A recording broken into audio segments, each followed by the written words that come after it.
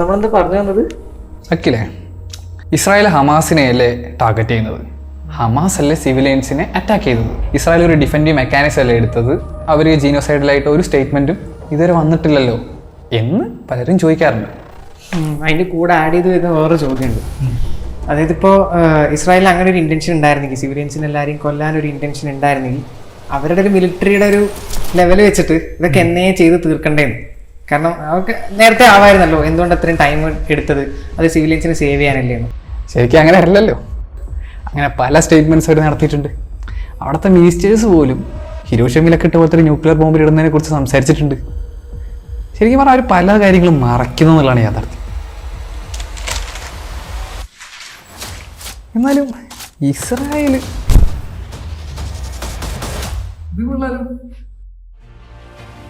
ഈ ഒക്ടോബർ 7 നടന്ന കാര്യം നോക്കുകയാണെങ്കിൽ തന്നെ നമുക്ക് പലതും കാണാൻ പറ്റും. അതായത് ഇപ്പോൾ ഒക്ടോബർ 7 അങ്ങനത്തെ ഒരു അറ്റാക്ക് നടന്നതിന് ശേഷം ഇസ്രായേൽ ആദ്യം ചെയ്തത് കുറേ കഥകൾ പറഞ്ഞു വരുത്തുക എന്നുള്ളതായിരുന്നു. ഇപ്പോൾ ബൈഡൻ തന്നെ നട്ടാൽ മുളയ്ക്കാത്ത നുണകളാണെന്ന് പറഞ്ഞു വരുത്തിയത്. എന്തൊക്കെയായിരുന്നു?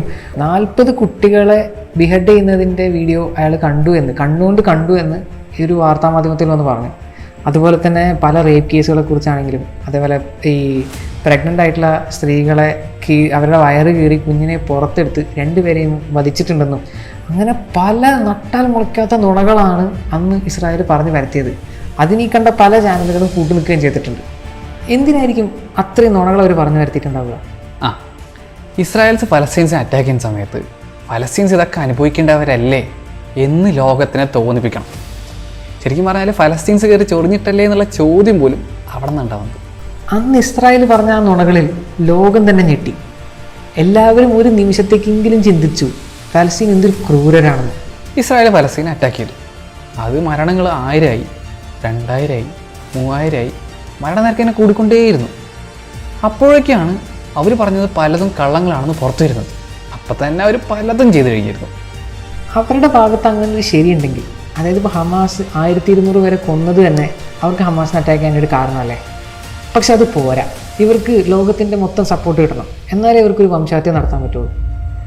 അപ്പോൾ ആ സമയത്ത് ലോകം മൊത്തം പലസ്തീനിയൻസിനെ മനുഷ്യരായിട്ട് പോലും കാണരുത്, എന്നാലേ അവർക്ക് ആ സപ്പോർട്ട് കിട്ടുള്ളൂ.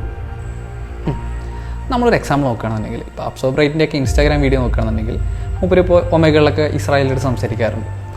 ഈ ഇസ്രായേൽസിൻ്റെ മെൻറ്റാലിറ്റി എന്ന് പറഞ്ഞാൽ അവർ മൊത്തം മരിക്കേണ്ടവരാണ്, അത് കുട്ടികളെന്നോ സ്ത്രീകളെന്നോ അങ്ങനെ ഒന്നുമില്ല. ഈ മെൻറ്റാലിറ്റി എവിടെ നിന്ന് വരുന്നത്?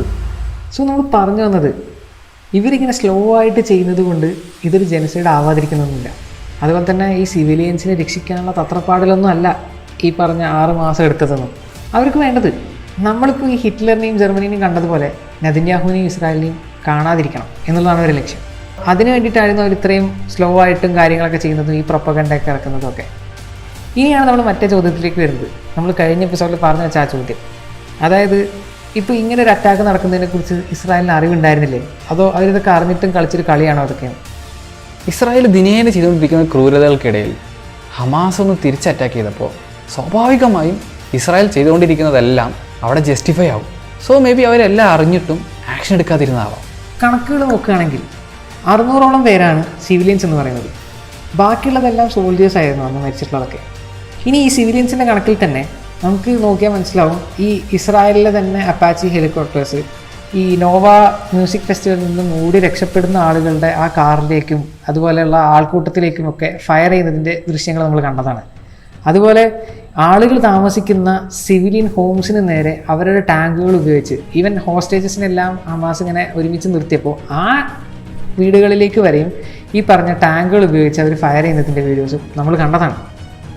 അതും കൂടാണ്ട് ഇപ്പോൾ ഇസ്രായേലിലെ തന്നെ ന്യൂസ് ചാനലായിട്ടുള്ള, അത് ന്യൂസ് റിപ്പോർട്ടിംഗ് ഗ്രൂപ്പായിട്ടുള്ള ഹാരറ്റ്സ് പബ്ലിഷ് ചെയ്ത വേറൊരു റിപ്പോർട്ട് കൂടെ നമ്മൾ കണ്ടിട്ടുണ്ട്.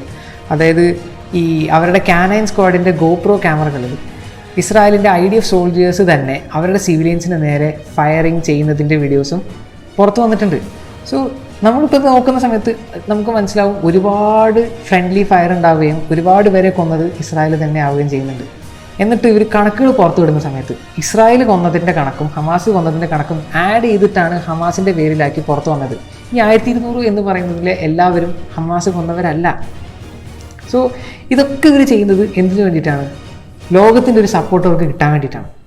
എന്നിട്ടും വളരെ ജനസൈഡിലായിട്ടുള്ള പല സ്റ്റേറ്റ്മെൻറ്റ്സും ഇസ്രായേലിൽ വമ്പൻ സ്ഥാനത്തിരിക്കുന്ന ആൾക്കാർ പറയുന്നുണ്ട്. ബെൻക്വീറിനെ പോലത്തെ, അതായത് നാഷണൽ സെക്യൂരിറ്റി മിനിസ്റ്റർ ആയിട്ടുള്ള അയാൾ ഇനിയും ആളുകളെ കൊന്നുകൊണ്ടേയിരിക്കുന്നതിനെ കുറിച്ച് സംസാരിച്ചുകൊണ്ടിരിക്കുന്നു. പല IDF സോൾജേഴ്സും അവർ വന്നിട്ടുള്ള കുട്ടികളുടെ എണ്ണം പറഞ്ഞിട്ട് അഭിമാനം കൊള്ളുന്നു.